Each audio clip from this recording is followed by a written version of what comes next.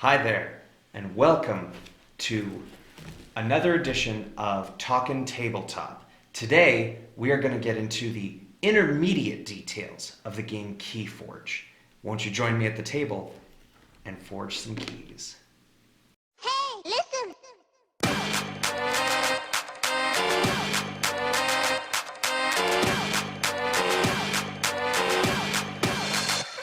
Welcome back to the next level of Keyforge. Here we're going to get into more of the abilities and how these cards can interact with each other.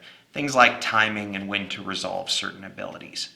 So, to jump right into it, I'm going to set up a nice little sample hand here of what a game might possibly look like. So, on the one side, we have this Archon. On the other, we have this one. They're pools of amber and the possible cards they might have in hand or in play. And we'll go through these one by one to find out how they work. Now, as you saw in our intro video, there's a number of different things that you may want to look out for as far as abilities and when they trigger and things. Some of these could be things like a passive ability, like Grabber Jammer here, that modifies my opponent's key's costs by +1.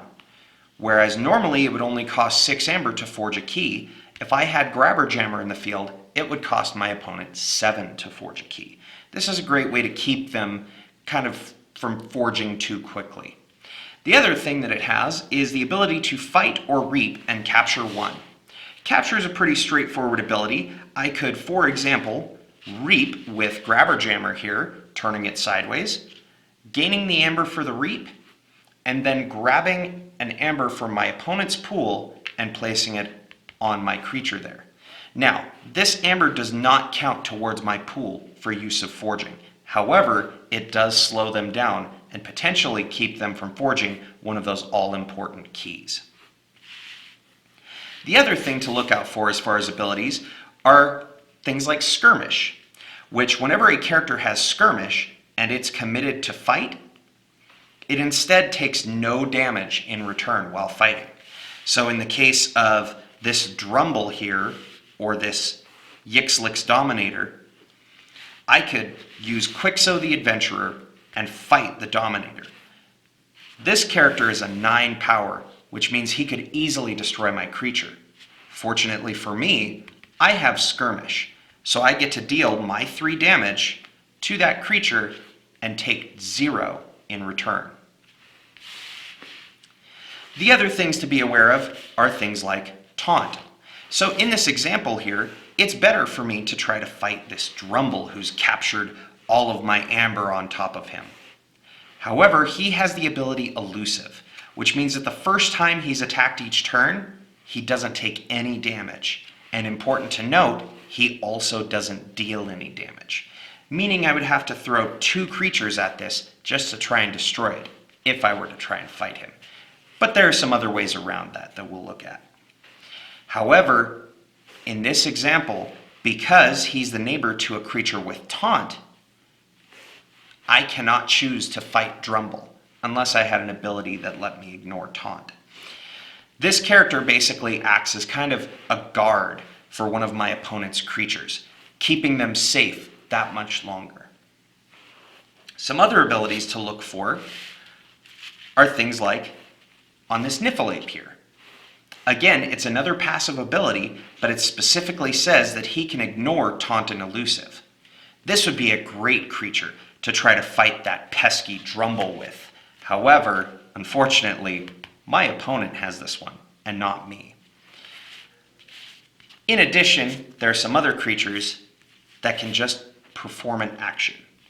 In the case of Pit Demon here, when I exhaust him, I get to steal 1 amber. Now remember, we talked about capture earlier. Capture is taking an amber from my opponent's pool and placing it on my creature, whereas steal is taking one of my opponent's ambers and moving it into my pool. This one does count towards me being able to forge. So it's a nifty little trick to kind of slow them down while also helping you out.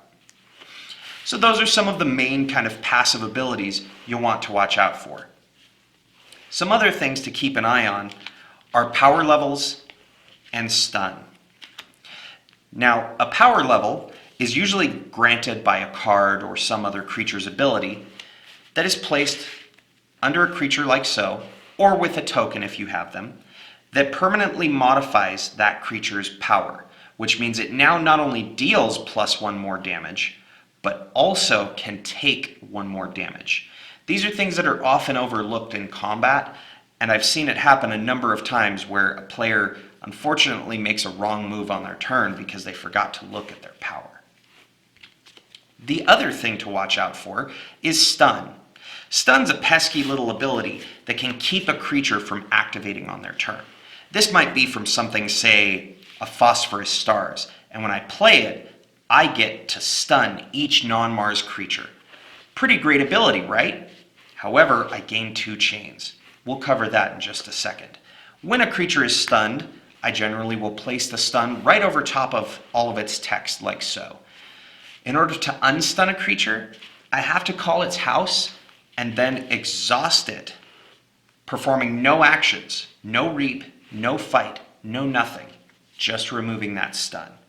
So it's a way to kind of slow your opponent down, so to speak, and keep them from having better abilities. Another fun thing to look at is when you can stun multiple creatures, because now it takes even more turns for your creatures and resources to be useful. Now, in the case of this Phosphorus Stars, I have to gain 2 chains. You can see we have our handy chain tracker here and our marker. I would move it over to the 2, which means that I am now at -1 card for at least the next 2 turns. So when drawing up to my hand size, if I had 6 cards, I would forego my draw because my hand size is now 5. However, the rules for chains specifically state that whenever I would draw a card, I instead draw up to whatever my current max is and shed 1 chain. So in this example here, with only 5 cards in hand, I don't get to draw any more cards, but I do still shed 1 chain. At the end of my next turn, I would again go back up to 5, or if I was at 5, skip my draw entirely and shed 1 more chain. Important to note that this does not mean that I have to draw a card in order to shed a chain. It's just when I would draw a card. It's something that's commonly lost in the minutia. Then we get into some other fun abilities, like archiving. Archive is a fun technique in which you get to take one of the cards from your hand, or in the case of this random access archives here, the top of my deck, and place it sideways right underneath my deck, my discard, my Archon, whatever the case may be. Just so long as it's clear to my opponent that that is my archive. On my turn, after my forge a key step, when I check for amber to see if I have enough to forge a key, I can then choose one of my houses, and then the very next thing I can do is add all of the cards from my archive into my hand, not just specifically the ones of the certain house I may call. This is a way to kind of build up to a larger turn, so that if I had a number of various different cards in my hand, I could simply grab my archives and build up to a bigger turn later on. Plus, it helps me get rid of cards in my hand so that I could draw more from my deck and be that much closer to possibly having a stop to my opponent's nefarious schemes. That's how archive works. The other thing is using an opponent's artifact. Now again, anytime that something would say exhaust an opponent's creature or use an opponent's artifact, you would still use it as though it belonged to you.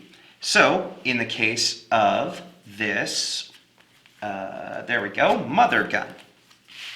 If my opponent had Mother Gun on the table and I played remote access, I would gain the amber for it and get to use Mother Gun as though it belonged to me. I would still exhaust the card, I would use its ability, but important to note that that card does not unexhaust until my opponent's refresh step, meaning that on their next turn, they can't use Mother Gun against me. And the final ability that we want to talk about is purge. Purge is almost like a permanent removal from the game.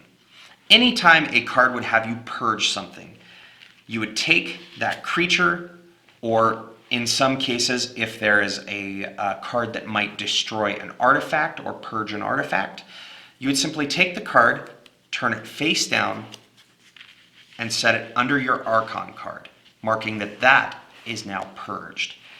As of yet, there's no way to return any cards from purge. Once they're gone for the rest of the match. So this has been our intermediate class for Keyforge. I hope you've learned some things, and if you have any questions, please feel free to list them in the comments below, and we'll be happy to deal with them. This is somewhat of a newer game, so there's more and more questions and interactions being found out all the time. So maybe we even got some things wrong that they've since clarified. I don't think it is, but it's possible.